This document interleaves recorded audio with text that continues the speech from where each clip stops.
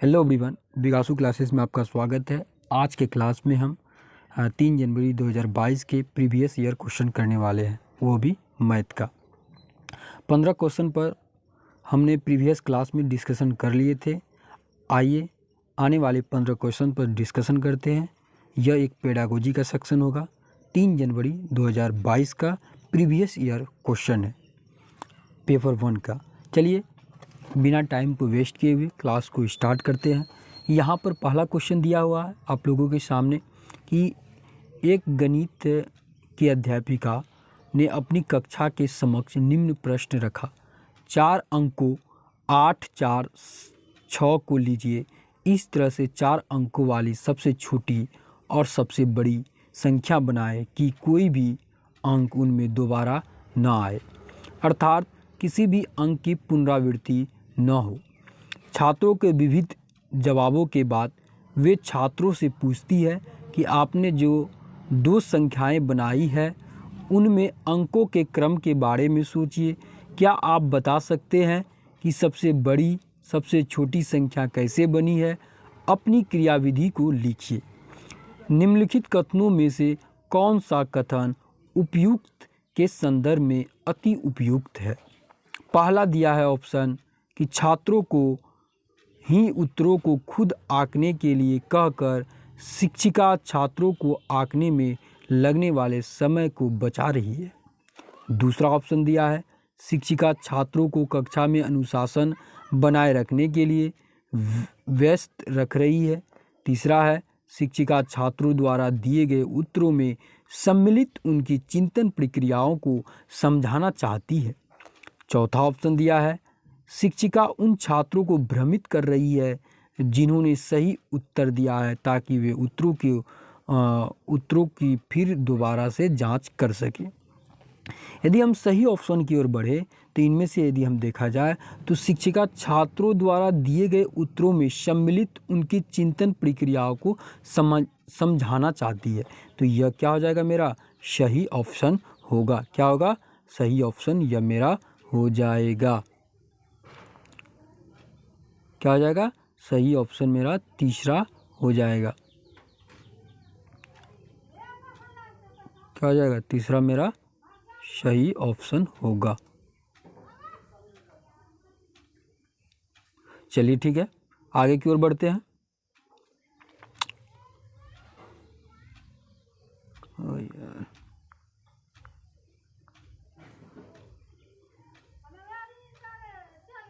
यहाँ पर देखिए, तो यहाँ पर क्या हो गया? तो यहाँ पर हम लोग का सही ऑप्शन हो गया। क्या हो गया? यहाँ पर हो जाएगा यह तीसरा नंबर जो होगा वह सही ऑप्शन होगा। चलिए आगे की ओर चलते हैं। आगे क्वेश्चन कौन सा दिया है? यहाँ पर दिया है कि निम्नलिखित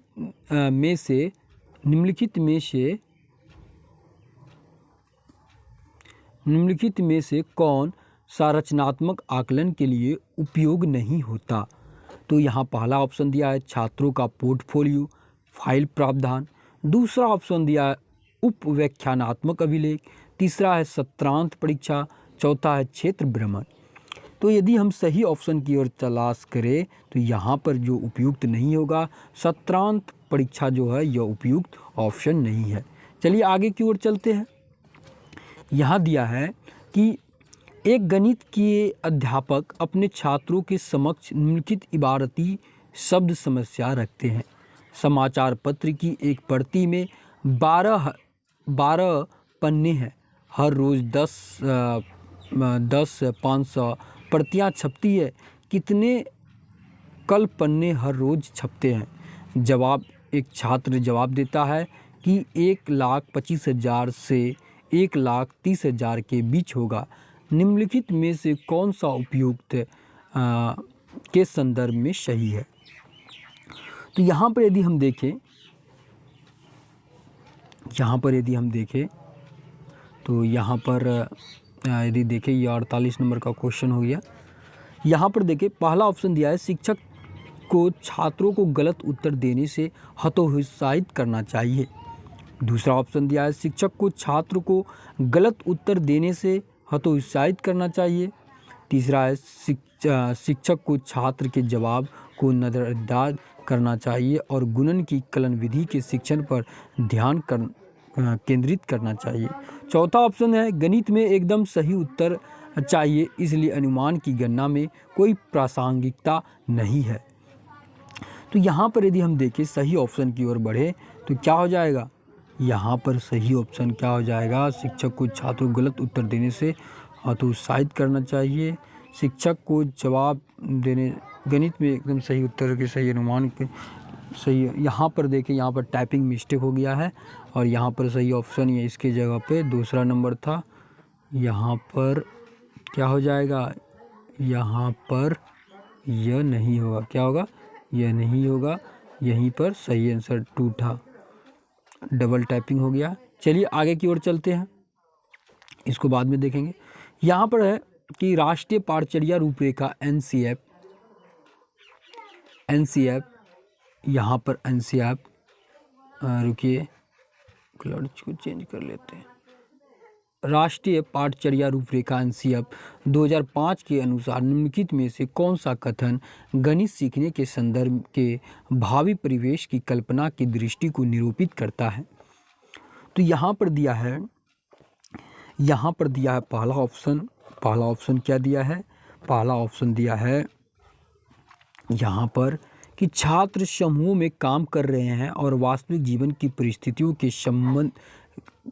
के साथ संबंध जोड़ते हुए प्रश्नों को हल करने के लिए विभिन्न रणनीतियाँ खोज रहे हैं। दूसरा दिया छात्र पाठ्य पुस्तक के अभ्यासों को हल कर रहे हैं जो शिक्षक द्वारा हल किए गए उदाहरणों पर आधारित है। शिक्षक अधिगम की प्रक्रिया पर मनन कर रहे हैं और गलतियाँ को अधिगम के अवसरों के तौर पर देख रहे हैं। चौथा है छात्र प्रश्नों को हल को श्यामपट्ट से नकल करके लिख रहे हैं। यह भावी परिवेश की कल्पना को दृष्टि को निरूपित करता है। तो यदि हम देखें यहाँ पर, तो यहाँ पर जो है ना, शिक्षक अधिगम की प्रक्रिया पर मनन कर रहे हैं और गलतियों को अधिगम के अवसरों के तौर पर देख रहे हैं। तो यदि हम सही ऑप्शन की तलाश करें तो मेरा क्या हो जाएगा, तीसरा ऑप्शन सही ऑप्शन होगा। चलिए आगे की ओर देखते हैं।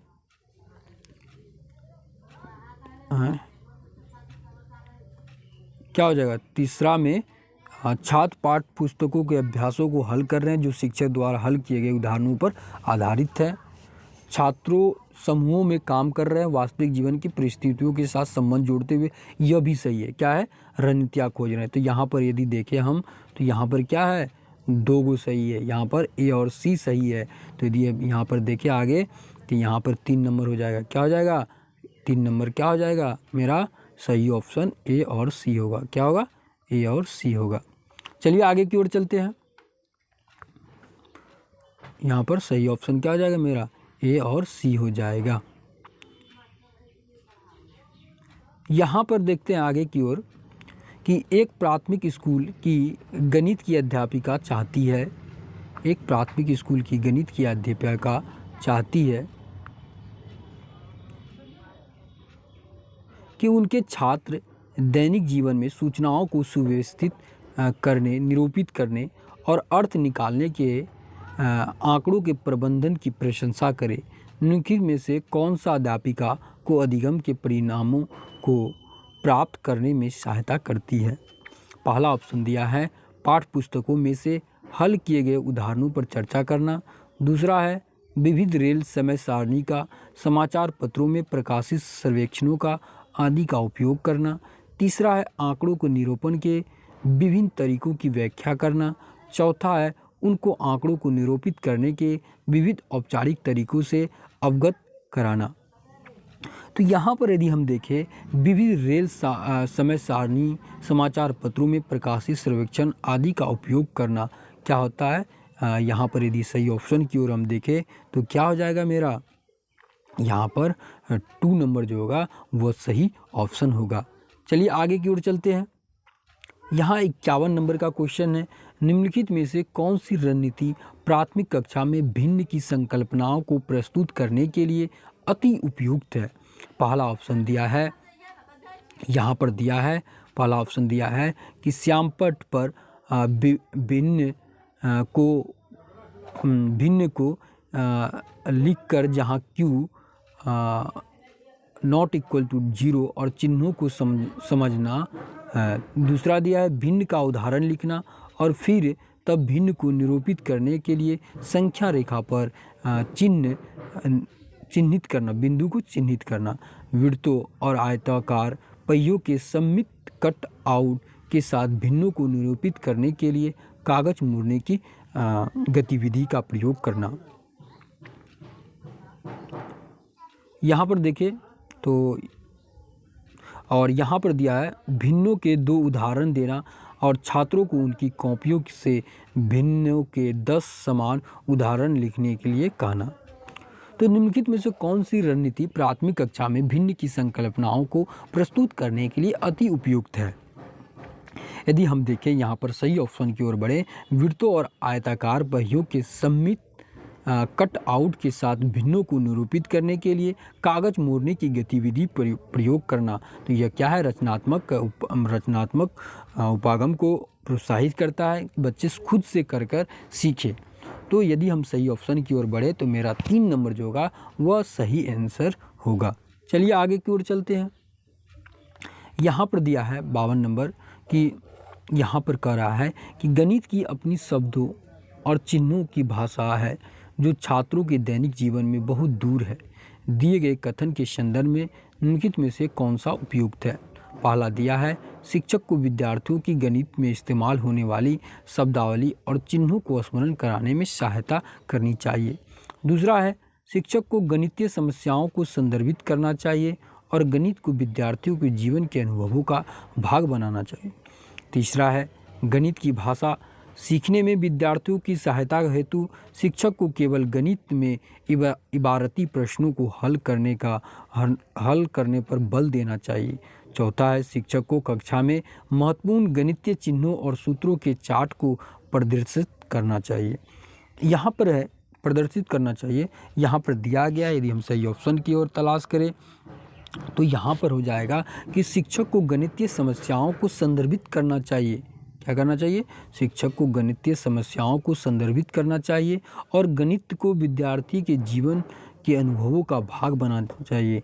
गणित ऐसा होना चाहिए जो कि प्रत्येक विद्यार्थी का एक जीवन का हिस्सा होना चाहिए, उसको अपने जीवन से जोड़कर पढ़ना चाहिए। चलिए आगे की ओर बढ़ते हैं। यहाँ पर दिया गया है कि एक 5वीं कक्षा की छात्रा द्विमीय मतलब 2 डायमेंशनल आकृतियों को उनके गुणों के आधार पर श्रेणियों में वर्गीकरण कर पाती है। ज्यामितीय विकास की वान हीले सिद्धांत के अनुसार वह छात्रा ज्यामितीय विवेचन के स्तर पर है, मतलब वह आकृतियों को पहचान कर उसको वर्गीकृत कर पाती है। तो वह वान हीले बहुत ही फेमस है। आने वाले क्लास में हम वान हीले की मैथमेटिक्स का जो हमारा थ्योरी सेक्शन चलता है उनमें हम वान हीले को एकदम विस्तृत रूप से चर्चा करने वाले हैं। चलिए अभी क्वेश्चन को देखते हैं। यहाँ पर पहला ऑप्शन दिया है कि विश्लेषण दिया है। क्या दिया है? विश्लेषण दिया है। दूसरा स्वयं सिद्ध दिया है। तीसरा दिया अभिज्ञान या पहचानना दिया है। चौथा दिया है निगमन। तो यदि हम सही ऑप्शन की ओर बढ़ें तो यहाँ पर क्या होगा कि यहाँ पर जो है यहाँ पर यदि हो जाएगा, क्या हो जाएगा? यदि देखें तो विश्लेषण, स्वयं सिद्ध, अभिज्ञान, निगमन। तो यहाँ पर पहला ऑप्शन क्या होगा? सही होगा। क्या होगा? तो यहाँ पर देख लिए। चलिए आगे की ओर चलते हैं। यहाँ पर 54 नंबर देखते हैं कि एक प्राथमिक कक्षा के गणित के अध्यापक अपने छात्रों की समक्ष निम्नलिखित शब्द समस्या इबारत प्रश्न है। समीना 9 बजने में 10 मिनट पर सोने जाती है और कीर्ति समीना के 20 मिनट बाद सोने जाती है। कीर्ति किस समय पर सोने गई? एक छात्र ने जवाब दिया कि 20। उसने समझाया प्रश्न में कहा कि कीर्ति 20 मिनट बाद बिस्तर पर गई तो जवाब उत्तर आया कि 20 ही होगा। न्यूमैन के अनुसार छात्र द्वारा दिया गया उत्तर उदाहरण है। तो क्या होगा? न्यूमैन का अनुसार छात्र द्वारा उदाहरण क्या हो जाएगा? अबोध हो जाएगा। अबोध या अर्थबोध की त्रुटि होगा, पढ़ने की त्रुटि होगा, या प्रक्रिया कौशल की त्रुटि होगा, या लापरवाही की त्रुटि होगा। यदि हम सही ऑप्शन की ओर बढ़ें तो यहाँ पर हो जाएगा अबोध या अर्थबोध की त्रुटि। क्या हो जाएगा? अबोध या अर्थबोध की त्रुटि जो होगा यही सही ऑप्शन होगा। चलिए आगे की ओर चलते हैं। यहाँ पर दिया है कि राष्ट्रीय पाठचर्या रूपरेखा 2005 बल देता है कि स्कूल गणितीय गतिविधि के आधार पर हो, ऐसा क्योंकि पहला ऑप्शन दिया है मेरे पास। क्या है पहला ऑप्शन? पहला ऑप्शन है यहाँ पर यह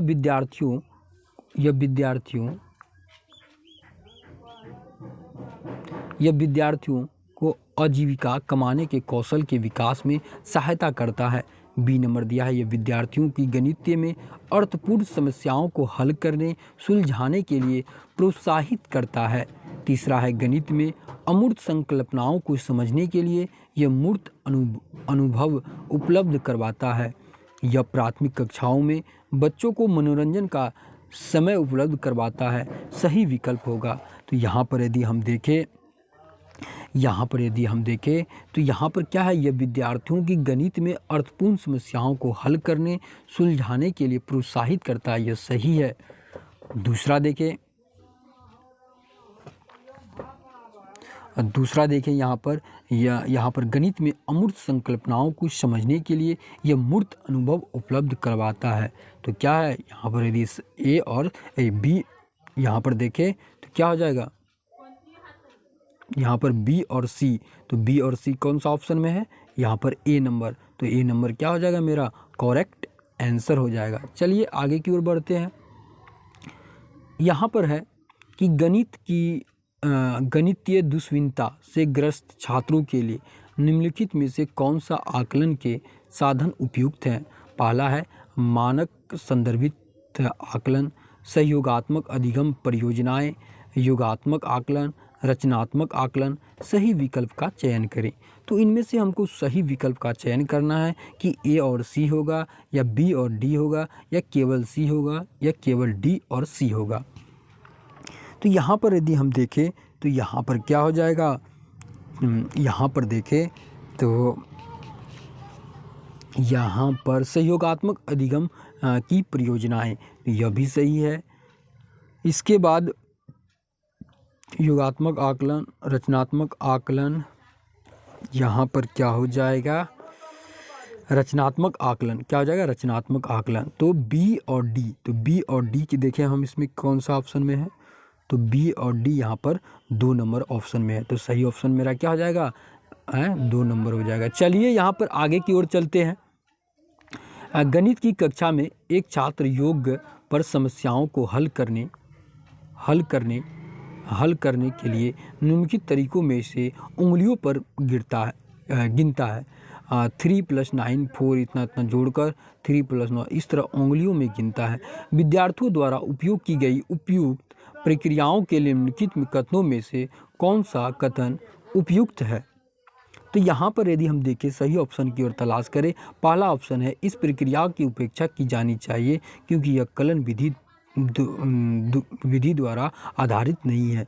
दूसरा है छात्र योग पर आधारित समस्या समाधान में योग के क्रम विनय नियम का इस्तेमाल नहीं कर पा रहा है। तीसरा है छात्रों को उंगलियों पर गिनने के लिए हतोत्साहित किया जाना चाहिए क्योंकि यह समस्या को हल करने की औपचारिक प्रणाली नहीं है। यह योग पर आधारित प्रश्नों को हल करने की उपयुक्त कलन विधि है। तो यहाँ पर यदि हम देखें तो सही ऑप्शन क्या हो जाएगा? यहाँ पर होगा कि छात्र पर योग आधारित समस्याओं में योग के क्रम विनय नियम का इस्तेमाल नहीं कर पा रहे हैं। यहाँ पर सही ऑप्शन क्या हो जाएगा? मेरा 2 नंबर क्या हो जाएगा? सही ऑप्शन हो जाएगा। चलिए आगे की ओर बढ़ते हैं। यहाँ पर है निम्नलिखित में से कौन सा गणित में समस्या समाधान की रणनीति नहीं है? पहला ऑप्शन दिया है पक्षगामी रूप से हल करना, दूसरा है चित्रात्मक निरूपण, तीसरा है रटकर याद करना, स्मरण करना, प्रयास और त्रुटि। यहाँ पर नहीं है, नहीं वाला में गौर कीजिएगा आप लोग। यहाँ पर है गणित जो है ना, यहाँ पर रटकर बल नहीं देता है, याद करना और रट पर। तो सही ऑप्शन क्या हो जाएगा? जो नहीं होगा वही मेरा सही ऑप्शन होगा। तो यहाँ पर तीसरा ऑप्शन जो होगा मेरा सही होगा। चलिए आगे की ओर चलते हैं। यहाँ पर दिया है कि एक गणित के अध्यापक अपने छात्रों के समक्ष एक प्रश्न रखते हैं। यानी प्रस्तुत करते हैं। पूर्णांकों का एक जोड़ लिखिए जिसका जोड़ योगफल ऋणात्मक पूर्णांक है। उपयुक्त प्रश्न का खाली जगह उदाहरण है। पहला ऑप्शन दिया है कि खुले सिरे वाले प्रश्न, दूसरा है परिमितोत्तर प्रश्न, बंद सिरे वाले प्रश्न, स्मरण आधारित प्रश्न, बहुविकल्पीय प्रश्न। मतलब गणित की जो अध्यापिका है अपने छात्रों के समक्ष एक प्रश्न को प्रस्तुत करता है, पूर्णांकों का जोड़ है और जिसका जोड़ का योगफल ऋणात्मक है। तो यहाँ पर हम देखें तो ऋणात्मक है तो बहुत सारा मतलब जोड़ का मतलब उसमें देखें तो यह क्या है, खुले सिरे वाले प्रश्न। क्या है, खुले सिरे वाले प्रश्न। इसको क्या बोलेंगे हम, खुले सिरे वाले प्रश्न बोलेंगे। चलिए आगे की ओर। यहाँ 60 नंबर है। गणित में यहाँ दिया है कि गणित में हम प्रत्येक वस्तुओं से धन पूर्णांक के समुच्चय के अमूर्त रूप को समझते हैं। इस समुच्चय में हम शून्य सम्मिलित करते हैं और पूर्णांकों का समुच्चय प्राप्त होता है। इस समुच्चय में हमने ऋणात्मक संख्याओं को सम्मिलित किया। पूर्णांक समुच्चय को पाने के लिए पूर्णांकों को हमने धनात्मक, ऋणात्मक भिन्नों को जोड़ा। परिमेय संख्या का समुच्चय पाने के लिए उपयुक्त कथन इसे प्रतिबंधित करता है। तो आइए इस ऑप्शन को देखते हैं। पहला ऑप्शन हमारा क्या दिया है कि गणित में संकल्पनाओं को रैखिक प्रबंधन को, दूसरा है गणित के पदानुक्रमिक स्वभाव को, गणित में संकल्पनाओं के मूर्त स्वभाव को, तीसरा है गणित में अवधारणाओं और अमूर्त से ठोस की ओर बढ़ती है। तो यहाँ पर यदि हम सही ऑप्शन देखें तो यहाँ पर क्या हो जाएगा मेरा कि गणित के पदानुक्रमिक स्वभाव को, क्या हो जाएगा, पदानुक्रमिक स्वभाव को, गणित की पदानुक्रमिक स्वभाव को यहाँ पर सही ऑप्शन हो जाएगा। तो आज की क्लास में हम इतना ही।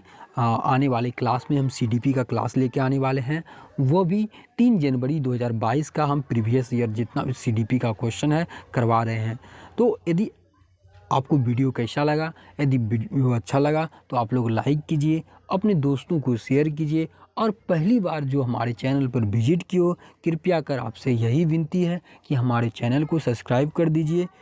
Okay, thank you watching this video.